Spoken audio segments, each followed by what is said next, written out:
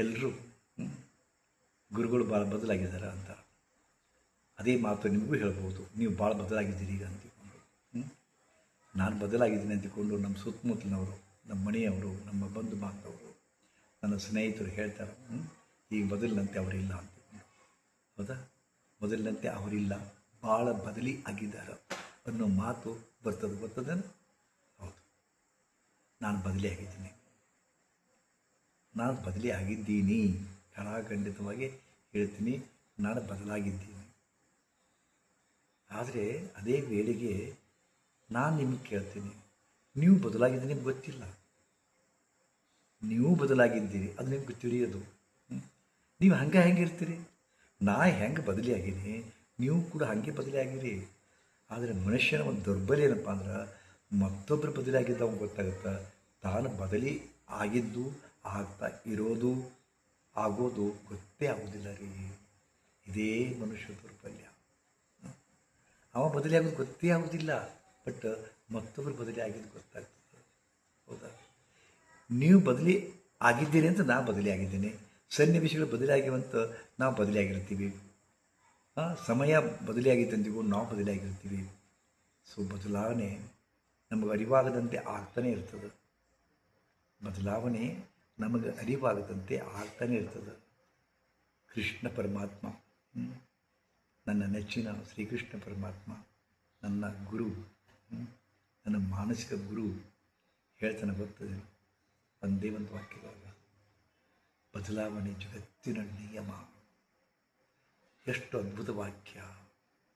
ಬದಲಾವಣೆ ಜಗತ್ತಿನ ನಿಯಮ. ಬದಲಾವಣೆ ಆಗ್ತಾ ಇರ್ತದೆ. ಇಲ್ಲಿ ಎಲ್ಲವೂ ಯಾವುದು ಹಿಂಗಿರ್ತದೆ ಹಂಗಿರೋದಿಲ್ಲ, ಸದಾ ಬದಲೇ ಆಗ್ತದೆ. ಬದಲಾವಣೆ ಆಗ್ತಾ ಇರೋದೇ ಬದುಕು, ಬದಲಾವಣೆ ಆಗ್ತಾ ಇರೋದೇ ಸೃಷ್ಟಿಯ ಒಂದು ವೈಚಿತ್ರ್ಯ. ಹೌದಾ? ಸದಾ ಒಂದೇ ಥರ ಇರಲಿಕ್ಕೆ ಸಾಧ್ಯವೇ ಇಲ್ಲ. ಅಂಥ ಬದಲಾವಣೆ ಐದ ಅಂತಿಕೊಂಡು ನಮ್ಮ ಜೀವನ ಅತ್ಯಂತ ಸಹ್ಯ ಆಗಿದೆ. ಎಸ್, ನಾನು ಬದಲಿ ಆಗಿದ್ದೀನಿ ಅಂತ ನೀವು ಹೇಳ್ತೀರಿ, ಆದರೆ ನಮಗೆ ಗೊತ್ತಾಗೋದಿಲ್ಲ.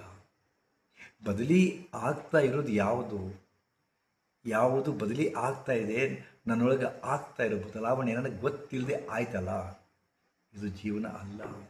ನಾನು ಬದಲಿ ಆಗ್ತಾ ಇರೋದು, ನನ್ನ ಭಾವನೆಗಳು ಬದಲಿ ಆಗ್ತಾ ಇರೋದು, ನನ್ನ ಯೋಚನೆಗಳು ಬದಲಿ ಆಗ್ತಾ ಇರೋದು, ನನ್ನ ಆರೋಗ್ಯದಲ್ಲಿ ಬದಲಾವಣೆ ಆಗ್ತಾ ಇರೋದು, ನನ್ನ ಏನು ಇದು ಡಿವೈಸ್ ಐತಲ್ಲ, ಕಣ್ಣು, ಕಾಲು, ಕೈ, ಮೂಗು, ಈ ದೇಹ, ಈ ಕೂದಲು, ಈ ಕಣ್ಣು ಎಲ್ಲ ದೃಷ್ಟಿ ಬದಲಾಗ್ತದೆ, ಚರ್ಮ ಬದಲಾಗ್ತದೆ, ಸುಕ್ಕು ಬೀಳ್ತದೆ, ಸಣ್ಣಗೆ ಒಂದೊಂದೇ ಕೂದಲು ಹೋಗಿ ಬೋರ್ದಲ್ಲಿ ಆಗ್ತದೆ. ಇದು ಒಂದು ಟೋಪಿ ಥರ ಇರತಕ್ಕಂಥ ಕೂದಲನ್ನು ಹೊಂದಿದಂಥ ಒಂದು ನಮ್ಮ ತಲೆ ಬೊಕ್ಕ ತಲೆ ಆಗ್ಯದ. ಬಟ್ ಈ ಬದಲಾವಣೆಯನ್ನು ಗೊತ್ತಾಗದೇ ಹೋಯಿತು. ಒಂದಿಷ್ಟು ಕೂದಲು ಉದುರಿದು ಗೊತ್ತಾಗಲೇ ಇಲ್ಲ, ಒಂದು ಹಲ್ಲು ಬಿತ್ತು ಗೊತ್ತಾಗಲೇ ಇಲ್ಲ, ಮತ್ತೊಂದು ಹಲ್ಲು ಬಿತ್ತು ಗೊತ್ತಾಗಲೇ ಇಲ್ಲ. ಅಷ್ಟು ಹಲ್ಲು ಬಿದ್ದಾಗ ಗೊತ್ತಾಗುತ್ತೆ, ಅಯ್ಯೋ ನಾನು ಮೊದಲೇ ಯೋಚನೆ ಆಗಬೇಕಾಯಿತು. ಒಂದಿಷ್ಟು ಸಣ್ಣಗೆ ಕಿವಿಡ್ತನ ಶುರುವಾಯಿತು, ಗೊತ್ತಾಗಲೇ ಇಲ್ಲ. ಮತ್ತೆ ಶುರುವಾಯಿತು, ಗೊತ್ತಾಗಲೇ ಇಲ್ಲ. ಪೂರ್ಣ ಬಂದಾಯಿತು, ಆವಾಗ ಹರಳಿಸ್ತೀವಿ ನಾವು. ಹೀಗೆ ಸದಾ ಬದಲಿ ಆಗ್ತಾನೆ ಇರ್ತದೆ. ನೀವು ಹುಚ್ಚುಚ್ಚಾರ ಎಷ್ಟೋ ನಿಮ್ಮ ಫೋಟೋಗಳು ನೋಡ್ತಾ ಇರ್ತೀರಲ್ಲ, 3 ವರ್ಷ ಇದ್ದವನು, 7 ವರ್ಷ, 10 ವರ್ಷ, ಏನೋ ಟ್ರೋಫಿ ಗೆದ್ದದ್ದು, ಯಾರು ಕೂಡ ಮಾತಾಡಿದ್ದು, ಅಂಥ ಕ್ಷಣಗಳನ್ನು ಕ್ಯಾಪ್ಚರ್ ಮಾಡಿರ್ತೀರಲ್ಲ, ಫೋಟೋ ಹೊಡ್ಕೊಂಡಿರ್ತೀರಲ್ಲ, ನೋಡಿ ಅವನು ಹೋಲಿಸಿ ನೋಡಿ. ಅವಾಗ ಹೆಂಗಿದ್ರಿ, ಈ ಹೆಂಗದಿರಿ, ಅವಾಗ ಹೆಂಗಿದ್ರಿ, ಈ ಹೆಂಗದಿರಿ. ಒಮ್ಮೆಲೆ ನೋಡ್ಕೊಂಡಿರೇನು, ಒಮ್ಮೆಲೆ ಕಂಡಿರೇನು? ಆ ಫೋಟೋಗಳು ಅಲ್ಲಿ ಜೀವಂತಿಕೆ ಇಲ್ಲ ರೀ. ಆ ಫೋಟೋದೊಳಗೆ ಏನು ಭಾವಚಿತ್ರದ ನಿಮ್ಮದೇ ಇರ್ಬೋದು,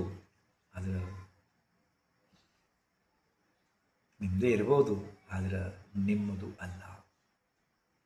ನೀವು ಇವತ್ತೇನು ಕಾಣ್ತೀರಿ, ಈ ಕ್ಷಣಕ್ಕೆ ಏನಿದ್ದೀರಿ, ಅದು ನೀವು. ಅದು ನಿಮ್ಮ ಫೋಟೋದಾಗ ಇದ್ದದ್ದು ಅವ ಸತ್ತಂತ ನೀವು ಸತ್ತು ಹೋಗಿದ್ದಾರೆ ಅದೇ. ಹೌದಾ?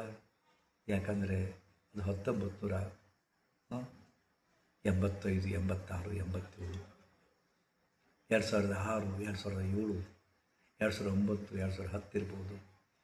2010 ಬಿಡಿ, 2024, 24, 25 ಇರ್ಬೋದು.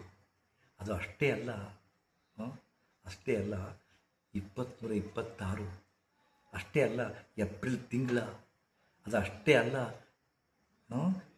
ತಾರೀಕು ಎಷ್ಟು? 29. ಇವತ್ತು 29. ಹೌದಾ? ಈ 29 ಬದಲೇ ಆಯಿತು. 30 ಬಂತು. 29 ಏನು ಬದಲೇ ಆಯಿತು? ಅದು ಸತ್ತು ಹೋಯ್ತು. ಅದು ನೀವಲ್ಲ, ಅದು ನೀವಲ್ಲ. ಗೊತ್ತಾಗುತ್ತೆ ನಿಮಗೆ.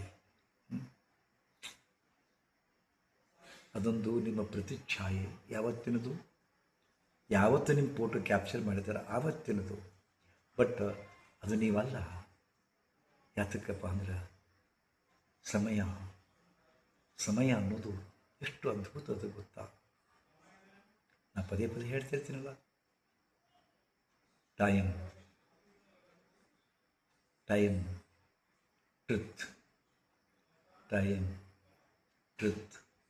Space, time, truth, space, time, truth, space.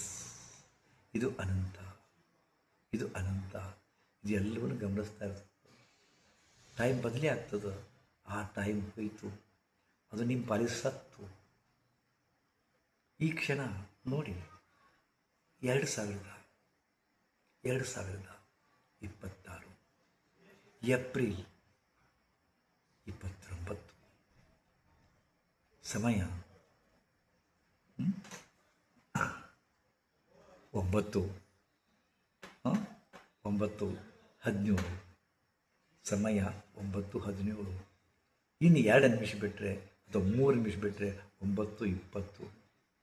9:20 ಏನದಿರಲ್ಲ, ಅದು ಅದು ಅದು ವರ್ತಮಾನ.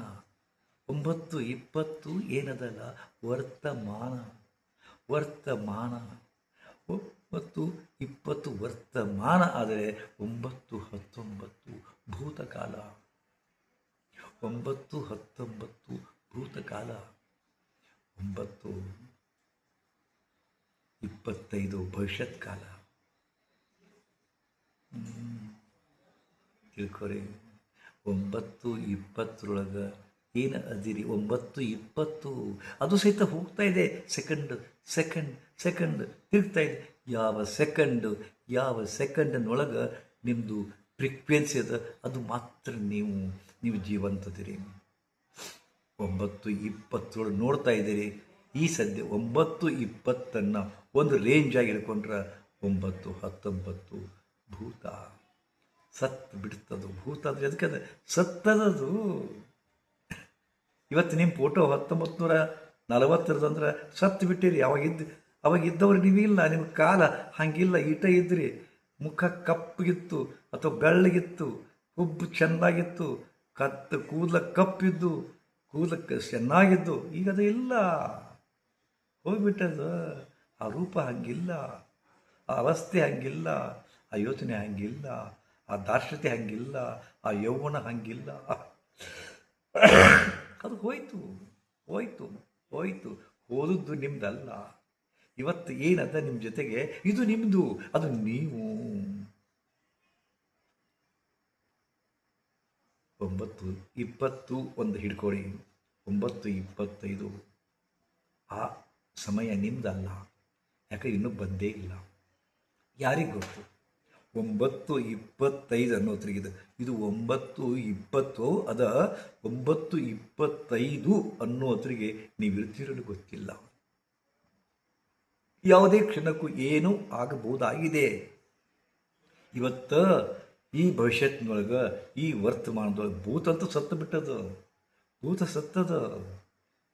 ಇವತ್ತು 9:25 ಬಂತು. ಇವತ್ತಿನ ಒಳಗೆ ಏನೂ ಆಗಿಲ್ಲಪ್ಪ ಅಂದ್ರೆ ಅದು ನಿಮ್ಮ ಪುಣ್ಯ, ಭಗವಂತನ ಆಶೀರ್ವಾದ. ಹೌದಾ? ಏನೂ ಆಗಿಲ್ಲ ಅಂದರೆ ಎಷ್ಟು ಅರ್ಥಗರ್ಭಿತದ, ಎಷ್ಟು ಅದ್ಭುತದ ಬದುಕು. ತಿಳ್ಕೊಂಡಂಗೆ ಭಾಳ ಮಜಾ ಅದು, ಭಾಳ ಮಜಾ ಅದು. ಭೂತ ಸಹ ಸತ್ಯ ಹೌದು, ಭೂತತ ಸತ್ಯ ಹೌದು. ನಾಳೆ ಅಂದರೆ ಭೂತ ಅಂದರೆ ನಿನ್ನೆ ತಾ ಸತ್ಯ ಹೌದು, ನಾಳೆ ಹುಟ್ಟದೇ ಇಹುದು. ಭೂತ ಸತ್ತಿದೆ, ಭೂತ ಸತ್ತದ್ದು. ನಿನ್ನೆ ಅನ್ನೋದು ಭೂತ, ನಿನ್ನೆ ಅನ್ನೋದು ಸತ್ತು ಬಿಟ್ಟದು. ನಾಳೆ ಹುಟ್ಟೇ ಇಲ್ಲ, ಹುಟ್ಟುತ್ತಾ ಇರೋ ಇನ್ನೂ ಹುಟ್ಟೇ ಇಲ್ಲದ ಕೂಸಿಗೆ ಕುಲಾಯಿ ಬಲಿತಾ ಇದ್ದೀವಿ. ನೀವೇನು LIC ಮಾಡ್ತೀರಿ, 20 ವರ್ಷ ಬಿಟ್ಟು ಬರ್ತದೆ ಅಂತಿಕೊಂಡು ಹುಟ್ಟೋದ ಕೂಸಿಗೆ ಕುಲಾಯದು 20ರವರೆಗೂ, 20 ವರ್ಷದವರೆಗೂ. ಇವತ್ತು 2026 ಅಂದ್ರೆ 2046 ಎಕ್ಸ್ಪೈರಿ ಆಗ್ತಕ್ಕಂಥ ಒಂದು ಪಾಲಿಸಿ ಇಳಿಸ್ತೀರಿ. 2046ರವರೆಗೂ ಇರ್ತೀನಿ ಅನ್ನೋದು ಯಾವ ಗ್ಯಾರಂಟಿ? ಒಂದು ನಿಮಿಷದೊಳಗೆ ಏನೋ ಆಗಬಹುದಾಗಿದೆ, ಅದು ನಮ್ಗೆ ಖಬರೇ ಇಲ್ಲ. ಇನ್ನು 20 ವರ್ಷ ಏನೂ ಆಗದೆ ಇರ್ತದೆ ಅನ್ನೋದು ಯಾವ ಗ್ಯಾರಂಟಿ ಮ್ಯಾಗ 20 ವರ್ಷದ ಪಾಲಿಸಿ ತಗೊಂತೀರಿ ನೀವು? 20 ವರ್ಷದ ಕನಸು ಕಾಣ್ತೀರಿ ನೀವು? ಸುಮ್ಮನೆ ಈ ವಾಕ್ಯಗಳನ್ನು ಕಣ್ಮುಚ್ಚಿಕೊಂಡು ಕುಂತು ತಿಳ್ಕೊಳ್ಳಿ. ಬದಲಾಗ್ಯದು. ನೀವು ಬದಲಾಗಿದ್ದೀರಿ, ನಾನು ಬದಲಾಗೀನಿ. ನೀವು ಬದಲಾಗಿದ್ದು ನಿಮ್ಗೆ ಗೊತ್ತಾಗಲಿಲ್ಲ, ನಾ ಬದಲಾಗಿದ್ದು ನಿಮ್ಗೆ ಗೊತ್ತಾಯಿತು. ನನ್ನ ಯೋಚನೆ ಬದಲಾಗ್ಯಾವ. ಆ ಬದಲಾವಣೆ ಕಾರಣ ನೀವು, ಆ ಬದಲಾವಣೆ ಕಾರಣ ಸಮಯ, ಆ ಬದಲಾವಣೆ ಕಾರಣ ಸನ್ನಿವೇಶ, ಹೌದಾ? ಆ ಬದಲಾವಣೆ ಕಾರಣ ಸಮಾಜ. ಇವತ್ತು ಒಬ್ಬ ಬಾಲ ಏಸು ಆದವ ನಾಳೆ ಅವನೇ ಸೈತಾನ್ ಆಗ್ತಾನ. ಈ ಬದಲಾವಣೆ ಮಾಡಿದ್ದು, ಬದಲಾವಣೆ ಹೆಂಗಾಯಿತು ಯಾರಿಗೂ ಗೊತ್ತಿಲ್ಲ. ಆದರೆ ಒಳಗಿದ ವ್ಯಕ್ತಿತ್ವ ವಿಕಸನ ಆಗ್ತಾ ಅದು ಏನೋ ಆಗ್ತದೆ. ಒಳಗಿರೋದು ಅದೇ ಅನ್ನೋದಿಲ್ಲ. ಹುಡ್ತಾ ದೇವರು ಬೆಳೀತಾ ದೆವ್ವ ಅಂತೇಳ್ಕೊಂಡು, ಹುಡ್ತಾ ದೇವರು ಬೆಳೀತಾ ದೆವ್ವ ಅಂತೇಳ್ಕೊಂಡು. ಸಣ್ಣ ಮಕ್ಕಳು ಹೆಂಗೆ ಬೆಳೀತಾರೆ ನೋಡಿರಿ, ಚೆನ್ನಾಗಿ ಬೆಳೀತಾರೆ. ಎಷ್ಟು ಮುಗ್ಧ, ಅವರ ಮಾತು ಎಷ್ಟು ಮಧುರ, ಎಷ್ಟು ಲಲ್ಲೆ ಹೊಡಿತಾರೆ, ಎಷ್ಟು ಆಕರ್ಷಣೀಯ. ಮನಸ್ಸು ಮುದುಗೊಳ್ತದೆ ಅವ್ರ ಮಾತನ್ನು ಕೇಳಿದರೆ. ಅದೇ ಮಕ್ಕಳು, ಅದೇ ಬಾಲಕರು, ಅದೇ ಆ ಶಿಶುಗಳು, ಕೂಸುಗಳು ದೊಡ್ಡವರಾದಾಗ ಅಲ್ಲಿ ಏನದು? ನಿಮ್ಮ ಹೃದಯಕ್ಕೆ ಶೂಲದಂತೆ ಭಾಸವಾಗ್ತವೆ, ಹೃದಯವನ್ನು ಇರಿತಾವ. ಮೊದಲಿದ್ದು ಆ ಮಾತುಗಳು ಹೆಂಗಾದವು? ಇವತ್ತಿನ ಈಟಿ ಅಂತ ಮಾತುಗಳು ಇವು ಹೆಂಗಾದವು? ಅಪ್ಪ ನೀನು ಹೊಟ್ಟೆ ಹುಟ್ಟಿ ನಾನು ತಪ್ಪು ಮಾಡಿದೆ, ಹೋಗಿ ನಿನ್ನ ಹೊಟ್ಟೆ ಹುಟ್ಟಿಸಿದ ದೇವರು ಅನ್ನೋ ಮಾತು ನಿಮ್ಮ ಮಕ್ಕಳು ಆಡಿದಾಗ ಆಗುವಂಥ ಆಘಾತ, ಛೇ ಯಾರಿಗೆ ಗೊತ್ತು? ಅದೇ ಮಕ್ಕಳ ಅಪ್ಪ ಅಂದಾಗ ಎಷ್ಟು ಖುಷಿ ಪಟ್ಟಿದ್ರಿ, ಅದೇ ಮಕ್ಕಳ ಅಪ್ಪ ರ್ಯಾಂಕ್ ಬಂದೆ ಎಷ್ಟು ಖುಷಿ ಪಟ್ಟಿದ್ರಿ, ಅದೇ ಮಕ್ಕಳು ಎಷ್ಟು ಚಂದ ಅವರ ಸೌಂದರ್ಯ, ಅವರ ಮುಗ್ಧತೆ, ಅವರ ಮುಖದೊಳಗಿನ ದೈವಿಕ ಕಳೆ, ಯಾವುದು ಅದನ್ನು ತಿಂದು ಹಾಕ್ತು? ನಿಮ್ಮನ್ನು ಯಾವುದು ತಿಂದು ಹಾಕಿತ್ತು ಅವ್ರಿಗೂ ಕೂಡ ಹಾಗೆ. ಇದು ಜಗತ್ತಿನ ನಿಯಮ, ಇದು ಹರಿವ ಪ್ರವಾಹ.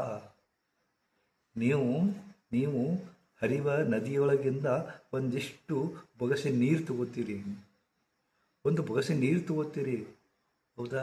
ಆ ಬೊಗಸೆ ನೀರು ಅದು ಹರಿತಾ ಇರ್ತದೆ. ಇವತ್ತು ಬೊಗಸೆ ತಗೊಂಡಿರಲ್ಲ, ಅದು ನದಿಯ ಒಂದು ಭಾಗ, ಹೌದಾ? ಆದರೆ ಮತ್ತೊಂದು ತೊಗೊತಿರಲ್ಲ, ಅದು ಹೋಯ್ತದು. ಇವತ್ತು ಒಂದು ಕಾಗದ ಎಸಿರಿ, ಆ ಕಾಗದ ಹರಿತಾ ಹೋಗ್ತದೆ. ಈಗ ಹೊಸ ನೀರು ಬರ್ತದೆ, ಹಳೆ ನೀರು ಹರಿದು ಹೋಗ್ತಾ ಇದೆ. ಇದೊಂದು ಪ್ರವಾಹ.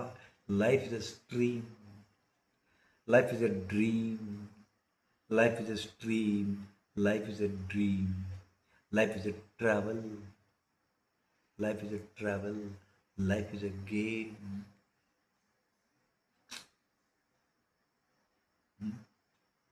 ಇದು ಸ್ಟ್ರೀಮ್ ಪ್ರವಾಹ ಹರಿದು ಹೋಗ್ತಾ ಇದೆ. ಹರಿದು ಹೋಗೋದೇ ಜೀವನ, ಹರಿದು ಹೋಗ್ತಾ ಇದೆ ವಯಸ್ಸು, ಹರಿದು ಹೋಗ್ತಾ ಇದೆ. ನಾವು ಕಾಣಲೇ ಇಲ್ಲ, ಅನುಭವಿಸಲೇ ಇಲ್ಲ,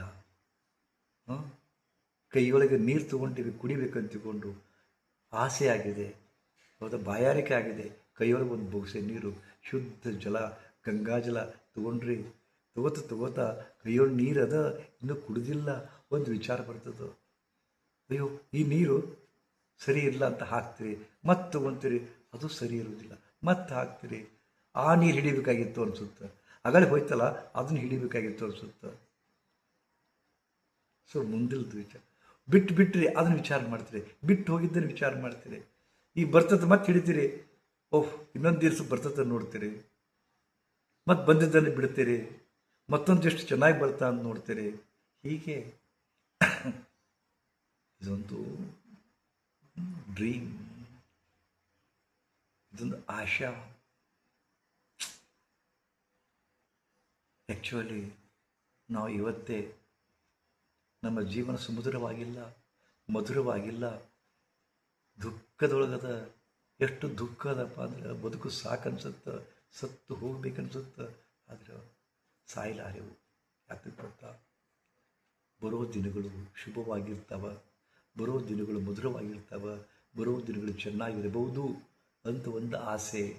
ನನ್ನ ಮಗ ಸುಧಾರಿಸ್ಯಾನು, ನನ್ನ ಮಗ ಇಂಜಿನಿಯರ್ ಅಂತ ಆಗ್ಯಾನು, ನನ್ನ ಮಗ ಡಾಕ್ಟ್ರು ಆಗ್ಯಾನು, ಬರೋ ದಿನಗಳು ಸುಂದರ ಮಧುರ ಅನ್ನೋ ಭಾವನೆಯಿಂದ ಇವತ್ತಿನ ದುಃಖವನ್ನು ಮನುಷ್ಯ ಮರಿತಾ ಇದ್ದಾನೆ.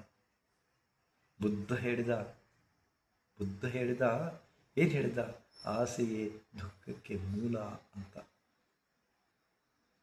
ಆಸೆಯೇ ದುಃಖಕ್ಕೆ ಮೂಲ. ನಾವು ಆಸೆ ಪಡ್ತೇವೆ, ಆಶಾ ದುಃಖಕ್ಕೆ ಕಾರಣ ಆಗ್ತದೆ, ಆಸೆ ದುಃಖಕ್ಕೆ ಕಾರಣ ಆಗ್ತದೆ. ಆದ್ರೆ ನಾನು ಕೇಳ್ತೀನಿ, ಭಗವಾನ್ ಬುದ್ಧ, ಈ ಆಸೆಗಳಿದ್ದಲ್ಲೇ ಈ ಬದುಕು ನಡೆದದು, ಇಲ್ದಿರ ಎಲ್ಲರೂ ಸತ್ತೋಗಿದ್ಯೋ ದೇವರೇ ಅಂತ ಅನಿಸ್ತದ. ಆದರೆ ಬುದ್ಧ ಯಾಕೆ ಹೇಳಿದಾನ, ಯಾವ ಭಾವದಲ್ಲಿ ಹೇಳಿದಾನ ನಮಗೇನು ಗೊತ್ತು. ಆಸೆಯೇ ದುಃಖಕ್ಕೆ ಮೂಲ ಅಂತ ಸತ್ಯ ಸತ್ಯ ಸತ್ಯ ಒಪ್ತೀನಿ. ಆದರೆ ಆ ಆಸೆ ಒಂದಿದ್ದಲ್ಲೇ ಇವತ್ತು ಬದುಕು ಸಹನೀಯಾಗ್ಯದು. ಓಹ್ ಎಷ್ಟು ಹೇಳಬೇಕು. ಭೂತ ವರ್ತಮಾನ ಭವಿಷ್ಯದೊಳಗೆ ಮನುಷ್ಯ ಶಿಕ್ಕು ಒದ್ದಾಡ್ತಾ ಇದ್ದಾನೆ, ದುಗ್ಗಾಗ್ತಾ ಇದ್ದಾನೆ. ಭಾಳ ಮಜಾ ಅದು. ಇದನ್ನು ಭಾಳ ಮಜಾ ಇದ್ದದನ್ನು ನೋಡ್ಕೊಂಡಾಗ ಗೊತ್ತಾಗತ್ತೆ. ಆದರೆ ನಾವು ನೋಡ್ಕೊಳಕ್ಕೆ ತಯಾರಿಲ್ಲ. ಯಾಕೆ ನಮ್ಮ ನೋಡ್ಕೊಳಕ್ಕಾಗೋದಿಲ್ಲಪ್ಪ, ನಾವೆಂದು ಕಣ್ಣು ಮುಚ್ಚೋದಿಲ್ಲ. ಕಣ್ಣು ಮುಚ್ಕೊಂಡಾಗ ಒಳಗಿಂದ ಗೊತ್ತಾಗತ್ತೆ. ಅದಕ್ಕೆ ಧ್ಯಾನ ಅನ್ನೋದು, ವಿಪಸ್ಸನ ಧ್ಯಾನ, ಪಿರಾಮಿಡ್ ಧ್ಯಾನ, ಶ್ವಾಸ ಧ್ಯಾನ, ಇವೆಲ್ಲವೂ ನಮ್ಮನ್ನು ನಾವು ಅರ್ಥಕೊಳ್ಳೋದು ಯಾವ ಸ್ಥಿತಿಯೊಳಗೆ ಅದೀವಿ, ವರ್ತಮಾನ ಸ್ಥಿತಿಯೊಳಗೆ ಇರೋದಕ್ಕೆ ನಮಗೆ ಖುಷಿ ಇರ್ತದೆ. ವರ್ತಮಾನ ಸ್ಥಿತಿಯೊಳಗೆ ಇರೋದಕ್ಕೆ ನಾವು ಟೆನ್ಷನ್ಲೆಸ್ ಆಗ್ತೀವಿ ಒಂದು ಕ್ಷಣಕ್ಕೆ. ಅದಕ್ಕೆ ಇವತ್ತು ಇಡೀ ಜಗತ್ತಿನ ತುಂಬ ಶ್ವಾಸ ಧ್ಯಾನ ಅನ್ನೋದು, ವಿಪಾಸನ ಧ್ಯಾನ ಅನ್ನೋದು, ಪಿರಾಮಿಡ್ ಧ್ಯಾನ ಅನ್ನೋದು ಯೋಗದ ಒಂದು ಭಾಗವಾಗಿ ಬರ್ತಕ್ಕಂಥ ಆ ಧ್ಯಾನ ಪದ್ಧತಿಗಳು ಜನಪ್ರಿಯವಾಗಿದ್ದು ಇದೇ ಕಾರಣಕ್ಕೆ. ಒಂದು ಕ್ಷಣ ಕಣ್ಣು ಮುಚ್ಚಿ ಕುಂತಾಗ ಎಲ್ಲ ಮರೆತು ಬಿಡ್ತದೆ. ಆ ಎಲ್ಲವನ್ನು ಮರೆತಾಗ ಅಸೀಮ ಸುಖ ಶಾಂತಿ ಮೆಹಸೂಸ್ ಆಗ್ತದೆ, ಅರಿವಾಗ್ತದೆ. ಅದಕ್ಕೆ ಧ್ಯಾನದ ಹುಚ್ಚು ಹಚ್ಚಿಕೊಂಡವರು ಹೆಚ್ಚು ಜನ. ಒಳ್ಳೆಯದಾಗಲಿ ನಿಮಗೆ. ಹೀಗೆ ಹೇಳ್ತಾ ಹೋದರೆ ತುಂಬ ಇದೆ, ಹಂಚಿಕೊಳ್ಳೋದು ತುಂಬ ಇದೆ. ಆದರೆ ನಿಮ್ಮದೊಂದು ದೌರ್ಬಲ್ಯ ಅದಲ್ಲ, ನಾನು ಹೆಚ್ಚು ಮಾತಾಡಿದ್ರೆ ಮತ್ತೊಂದು ಕಮೆಂಟ್ ಹಾಕಿಬಿಡ್ತೀರಿ, ಗುರುಜಿ ಭಾಳ ಲೆಂಗ್ದಿ ಆಗ್ತೀನಿ ಅಂತ. ನಿಮಗೆ ಶಾರ್ಟ್ ಬೇಕು, 1 ನಿಮಿಷ 2 ನಿಮಿಷ. ಇನ್ಸ್ಟಾಗ್ರಾಮ್ ಅವ್ರಿಗೆ ಅದನ್ನು ಸ್ವೀಕಾರ ಮಾಡ್ತಾರೋ, ಅವ್ರಿಗೆ 1 ನಿಮಿಷ ಸಾಕು, 1 ನಿಮಿಷದ ಬದುಕು ಇಷ್ಟ ನಿಮಗೆ. ಸೊ ನಾನು 20 ನಿಮಿಷ ಮಾತಾಡಿದೆ, ಎಷ್ಟು ಹಿಡಿಸ್ತು ಗೊತ್ತಿಲ್ಲ. ಒಳ್ಳೆಯದಾಗಲಿ ನಿಮಗೆ. ಶ್ರೀ ಗುರುದೇವ್.